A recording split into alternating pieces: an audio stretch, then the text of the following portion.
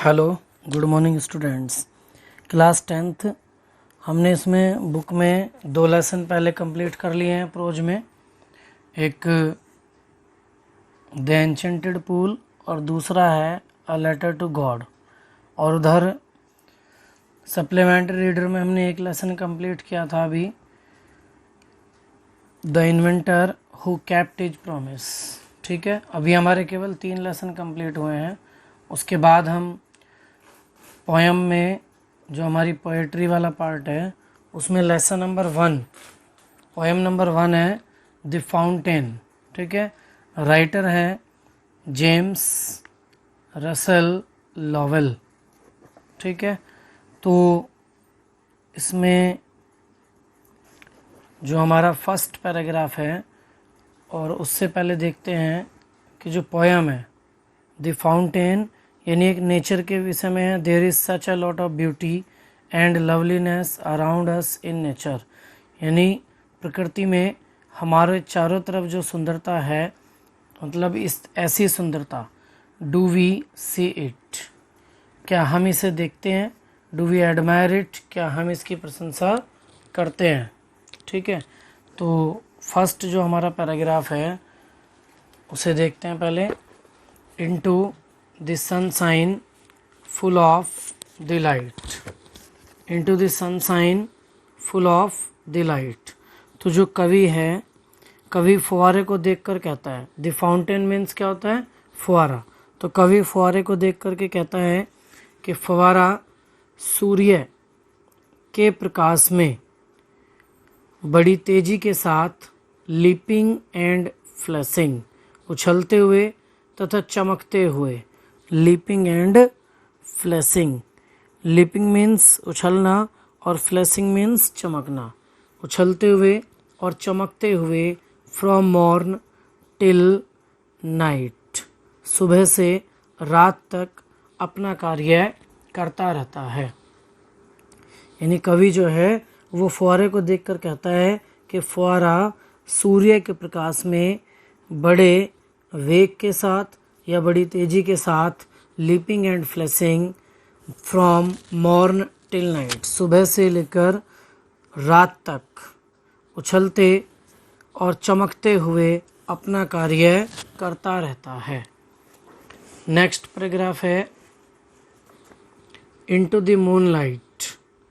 अब कवि जो है वो चंद्रमा की रोशनी में फुहारे को देखकर कहता है कि फुहारा चांदनी रात में, इनटू द मूनलाइट, चांदनी रात में वाइटर देन स्नो, हिमालय जैसी बर्फ से भी अधिक सफ़ेद दिखाई पड़ता है।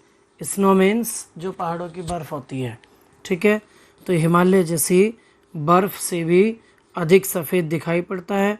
विविंग सो फ्लावर लाइक, और फूलों की तरह हिलता हुआ दिखाई पड़ता है। व्हेन द विंड्स ब्लो, जब हवा चलती है। जब हवाएं चलती हैं तो यह फूलों की तरह हिलता हुआ दिखाई पड़ता है। Next third paragraph.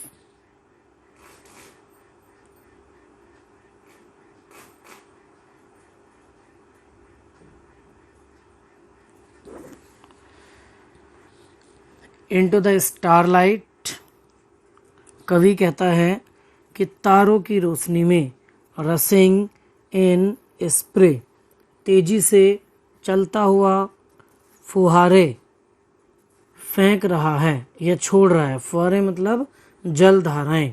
तो कवि कहता है कि तारों की रोशनी में तेजी से चलता हुआ जल धाराएं फेंक रहा है। Happy at midnight, happy by day, वह आधी रात के समय में भी प्रसन्न दिखाई पड़ता है। मिडनाइट मीन्स आधी रात, तो वह आधी रात के समय में प्रसन्न दिखाई पड़ता है। हैप्पी बाई डे, और वह दिन के समय में भी प्रसन्न दिखाई पड़ता है। फोर्थ पैराग्राफ है ever in motion blithesome and cheery. कवि कहता है कि फुहारा सदैव एवर इन मोशन, गतिमान रहता है या गतिशील रहता है, मतलब चलता रहता है। ब्लिथसम एंड चियरी, और प्रसन्न रहता है, यानी कवि कहता है कि फुआरा सदैव प्रसन्नतापूर्वक चलता रहता है। स्टिल क्लाइंबिंग हेवनवर्ड नेवर अवेयरी, और अपने कार्य से कभी नहीं थकता है। स्टिल क्लाइंबिंग हेवनवर्ड, सदैव ऊपर की ओर चलता है। नेवर अवेयरी, और अपने कार्य से कभी नहीं थकता है। अवेयरी मीन्स टायर्ड, यानी थका हुआ, और हेवनवर्ड आकाश की ओर, ठीक है। स्टिल क्लाइंबिंग हेवनवर्ड, और आकाश की ओर ऊपर उठता रहता है। नेवर अवेयरी, और अपने कार्य से कभी नहीं थकता है। तो दोबारा देखें फोर्थ पैराग्राफ। कवि कहता है कि फुआरा सदैव गतिशील और प्रसन्न रहता है, ठीक है, यानी सदैव चलता रहता है। स्टिल क्लाइंबिंग हेवनवर्ड, सदैव ऊपर की ओर चलता है। नेवर अवेयरी, और अपने कार्य से कभी नहीं थकता है। तो सभी बच्चे यहीं तक इस पोएम की हिंदी करेंगे, चारों पैराग्राफ की, ठीक है।